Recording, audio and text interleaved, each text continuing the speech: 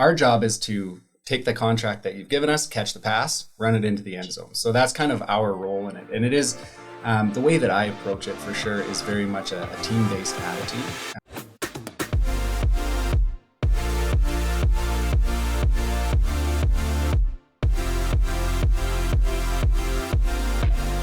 Hey everyone, welcome back to another episode of Drive Time with C21 Drive. Today's kind of fun. It's myself, Chris Hassel, and we have a special guest in the studio today, Tom Hall. Thanks for joining us, Tom. Tom's the lawyer here in town with Hittinger.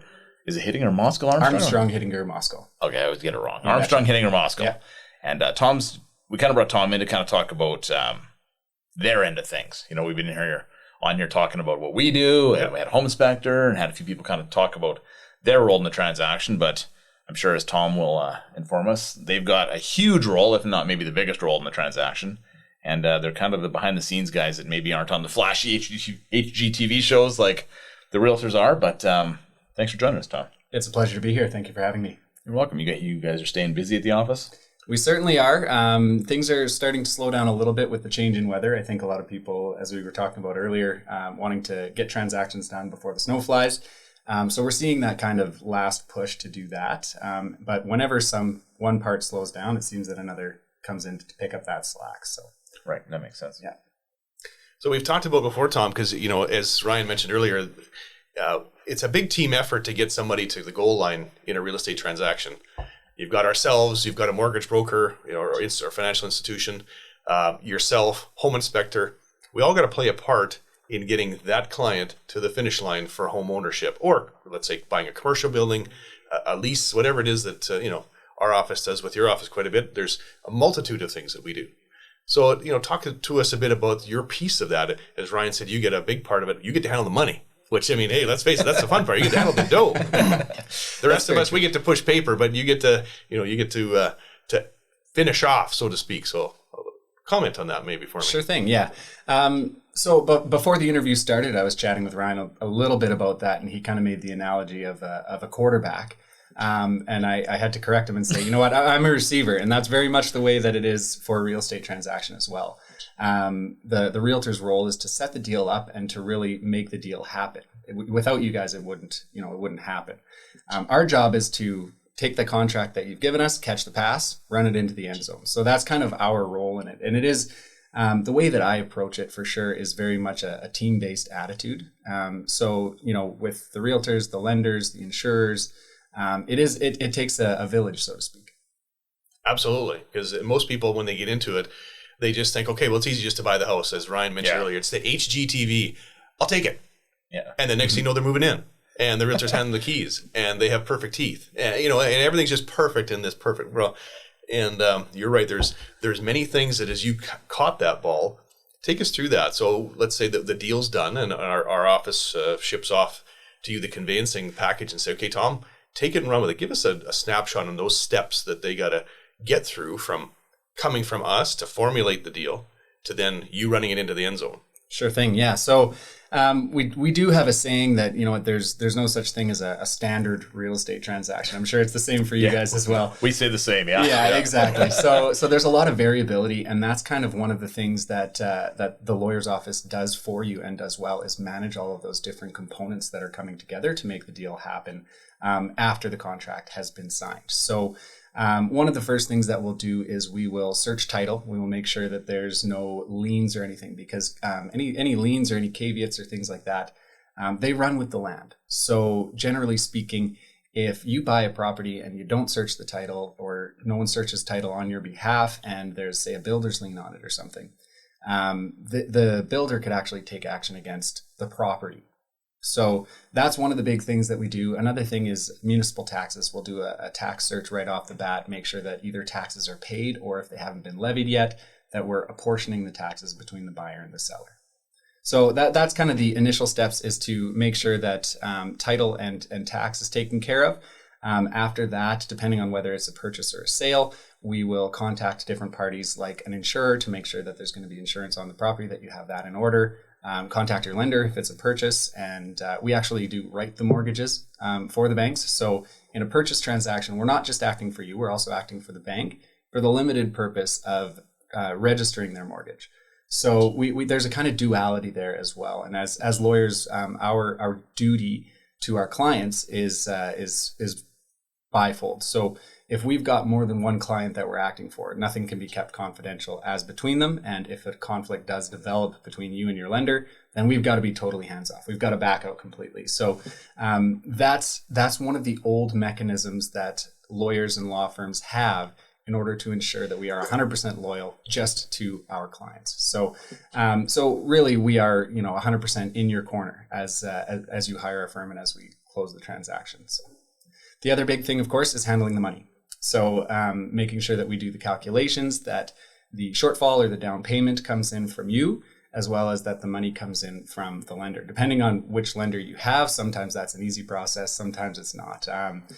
There's definitely lenders that have a local presence, that have brick and mortar places that you can go into, you can talk to somebody. But more and more, we're seeing sort of a transition to Ontario-based companies that don't have any physical presence. So if you've ever tried to order a new card and you have a bank that they've got a call center or something like that, we do end up waiting on hold for a long time trying to get mortgage instructions, trying to make sure that we prepare that mortgage exactly how the lender has directed us to do so. So there's a lot of different pieces to it. Of course, if it's a condo, then it's a little different. We do an estoppel certificate and everything. But generally speaking, that's our big role, is to, like I say, to catch the ball, run it into the end zone, make sure that the money is transferred properly and that you're well protected. Cool. Nice. And it just sounds that easy. It is. Yeah. No glitches, no hiccups. Yeah, Just smooth sailing, right? no guys come from the side when you're catching the ball to try and take you out or anything like that, I'm sure. It comes back to what I said about a standard real estate transaction, right? There's always going to be something, whether it's a lender that's difficult to get a hold of, or a registration on title that we need to do some additional research for. Those types of things, they happen often. And so I printed off these, this checklist that our office uses of the 23 steps for sales and the 28 steps for purchases that our office will go through. And each of those kind of has some sub steps in it as well, just to confirm that all of the information is correct and that everything gets done according to plan. Cool. Well, in this day and age, I mean, there's specificity is everything. The devil's in the detail, and protection of client is no different with us. Whether buyer or seller, you're there to represent their best interest right to the final goal line, when they either get the keys or they get a check from your office. So it's when you call and say, hey, turn over the keys, the stuff's all done. We know there's a lot of work that went into our formulating it and then you taking it over the goal line. There's no doubt about that. 100%. Yeah, no, it's comforting for us to know that we have you guys, setting everything up. I always tell my clients, rest assured, when we hand this off, it's taken care of. The lawyer will make sure that everything's done properly and in your best interest until the end. Which is, comforting for them, comforting for us. It's just kind of that nice stress relief. You can see it sometimes. Their shoulders drop and they're like, oh, thank you. And it's awesome to hear, the care you guys take with people, because it's incredible. And Tom, no different than us, gets to see the highest highs. I call them the lowest lows. You may have a young couple that's having their first house, or you may be doing an estate sale for someone that's passed. So talk to us a bit about that on your end of things, Tom, for what you see. What do you mean? Like, you want the process as a difference, or no, just maybe the variety of stuff you do, or the variety of clientele. Like I said, it can be the highest highs with first time home buyers and they're excited and the first time through the process, or it could be a multitude of times through, or let's say grandma passed and it's the end of an era, so to speak. So just the differences in it, or the different steps that you take, or for sure, just from your side of the fence, so to speak. Yeah, definitely. We definitely do see some variability that way. In the grand scheme of practicing law, doing real estate is generally one of the happier areas of law. We're not doing family law, even with civil litigation and courtroom work and everything. There's more emotions that are generally tied to it. But even with sales, like you said, if it's an estate sale and the property had some intrinsic value and some sentimental value, certainly there are definitely some feelings that go along with it. So we do manage that as well with people and try to guide them through the process, as opposed to just have it be a transactional. Okay, here's the house. we're going to transfer title, and then that's it. That's all, right? So a couple of things that we do in order to make sure that that happens is the big thing is the meeting, because generally we're only meeting with somebody once. And that can be difficult, right? Because we're doing all this back end work, doing all our searches and everything. But really, that is the critical time for a real estate transaction from our perspective. Because actually, I'm going to go back on that. There's two that I think are really important. The first is the meeting, making sure that you are coming across with all of the information in a way that's understandable. And with a smile and everything, making sure that people are comfortable working with you and that they are confident in your capability to execute. And the second thing is the reporting, because after the transaction is done, I think that a lot of times lawyers won't put as much emphasis on the reporting. It's like, yep, the job's done. Here's your reporting package, and that's something that I personally tried to really hone in on, is giving people a really good reporting package where all of the information that they need is there. If they have questions about tax, if it's an acreage property and there's GST questions from the CRA after the fact, that they can go back, they can reference those documents, and it's nice, it's neatly bound, it's in a good package where that information is always going to be accessible to them, and they can look back at a positive experience with the transaction as a whole. Absolutely. Nice. And you know what? It's funny because you go back to those clients, let's say 2, 3, 4, 5 years later, and say, okay, they maybe need more room or family or relocation. And when you say, have you got the real property report from when we sold it to you? I know we got you a copy. Yeah, it's right in here in our package from Tom's office. Like, that makes it so much easier. Absolutely. And if they don't, it can be a real treasure hunt. We'll Definitely. call it. Yes, thank you. That's great to hear. That's some people's reporting stuff. It's like, oh, I don't know where it is, and it was packed in a box, and away you go. So yeah. The other reason we wanted to have you this morning is, hometown kid. Absolutely. And that's the fun part is there's many sides to Tom, and that's we want to talk a bit. Obviously, you're in your professional life, that's what you're brought here this morning. But tell us a bit more about Tom and you being integrated in the community. And we talked off camera about a performance you just performed. So tell us a bit more about that. For sure. Born and bred in Lloydminster. I've been a Lloyd boy my entire life, and I don't see that changing. I love the community that we have here. I love that we have the opportunity to do something like this, to sit down and have not only different professions come together and work as a team, but the community as a whole. I'm also the current president of the Kinsman Club of Lloydminster. So we do a lot of volunteering and charitable work. Of course, Telemiracle is the big one for the Kinsmen.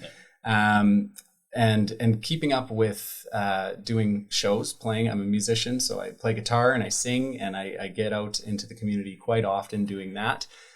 So you may see me at Three Trees or Spiro's or or several other different venues playing and singing, and it's just a really, really good community engagement.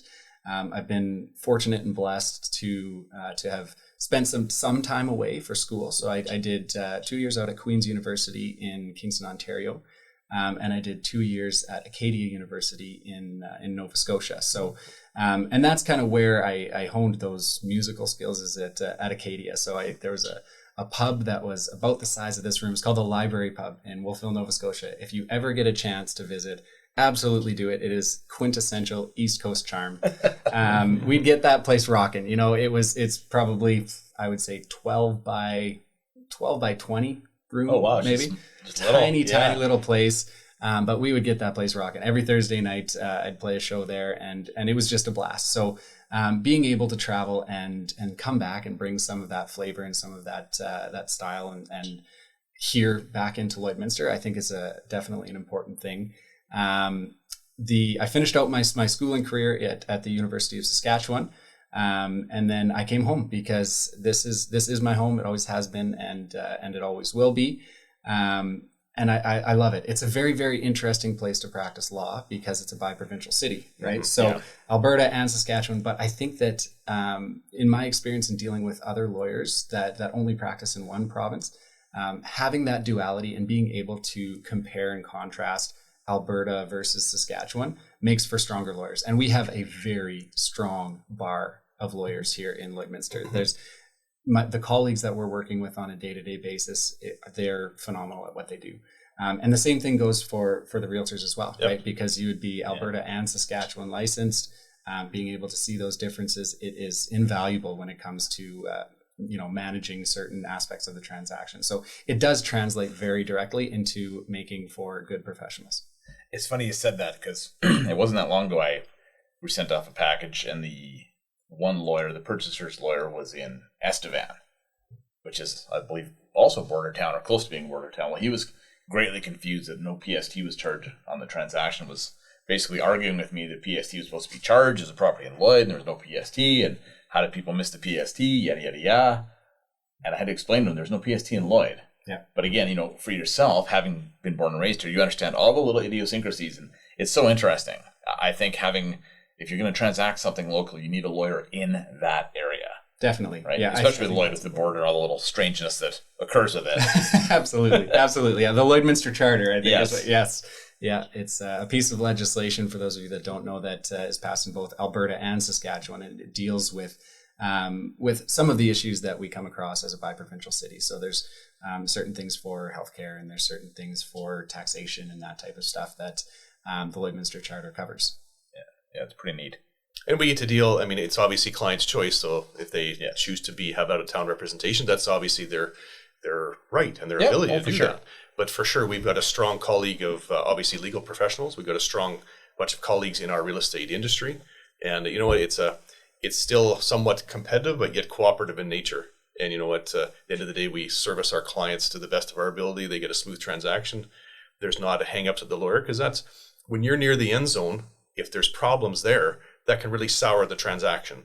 Now, that could be from between lawyer to lawyer, or something that, if there's a discrepancy or dispute, it can take something that's run real smooth. No different than a home inspection. It can be a bit of a bump in the road, we'll call it. Definitely, yeah. And, our goal, all of us that's involved, is to get that client at a smooth sailing to the end, and then get them into the end zone. And then, we all get to celebrate touchdown and key turnover, and away you go. So. Absolutely, yeah. Well, the turnover is not part of the football analogy. Right? Yeah, that's right. Yeah. We don't want turnovers. They're bad. Yeah, that's right. Okay, fair enough. Possession date, we'll call it. Yeah, exactly. Yeah, no, that's very true. That is the end goal, is to make it as seamless and as smooth as possible as a transaction. Where you run into friction, that's our job, is to deal with those issues that come up. So, I'm happy, and I'm honored to play that role in the problem solving role. That's one of the reasons I became a lawyer, is because of that problem solving aspect of transactions and of life in general. When people don't come to our office and just say, "Hey, everything's good." For sure. They come and they say, "I have a problem, and I'm wondering if you can help me solve it." And I think that it is an honor to be in that role and to fulfill that role back here in the hometown of Lloydminster. Yeah, and your hometown, and just touch basically quickly on your second generation. Yes, lawyer. Absolutely. So let's touch on that for a sec. For sure. Yeah. So my father, Michael Hall, he practiced here for 35 years with the primary firm that he was with was Hall and Revering. So he's a wealth of knowledge, and I still go to him, with questions or queries when I don't know the answer to something. He's kind of my first my first checkpoint, and so having that sort of established, not just the name, but the experience of being able to draw on that wealth of knowledge as well has been super valuable for me, especially early on in my career. Less and less now, but certainly having him in the back corner has been a really, really great boon to my career, for sure. Absolutely. Cool. Yeah. Well, Ryan, it's been an interesting conversation this morning. Other questions for Tom, or you want to bring it home? I'm good. Tom, thanks for joining us. We, always appreciate when we can have guests, and of course, like you said, a local boy who's, stepped up and done a heck of a job for my clients. They've been thrilled for any of the people that worked with you, and we appreciate you coming in and explaining your role in the transaction. Like I said, it's always the mystery. What's a lawyer do? Why do I need a lawyer? Yeah. Well, what's this about, right? For sure. Especially for people who haven't been through it before. So appreciate all you do. Appreciate you coming in, and thank you so much, and all the best. Absolutely. Thank you very much. I do want to say kind of one last thing to the listeners out there. If you do need some assistance with a real estate transaction, feel free to call us. And I think one of the big hesitations that people have is, how much is it going to cost me? So that's the other thing that I've tried to key in on is, giving people written quotes, telling them, explaining it and saying exactly, here's what your land titles fees are going to be and all of that kind of stuff. So don't be scared, not just for our office, but for any of the lawyers in town. We're very, very approachable. So if you think that you need legal services, you probably do. So don't hesitate to come in. A lot of firms will charge a very small amount or charge absolutely nothing for a consult.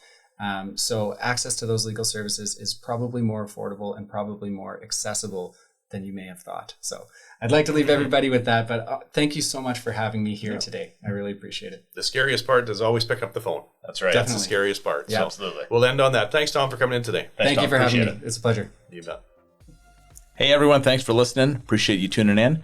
Be sure to click subscribe wherever you get your podcasts, Apple Podcasts, Google Podcasts, Spotify, wherever that may be. And until next time, we'll talk to you soon.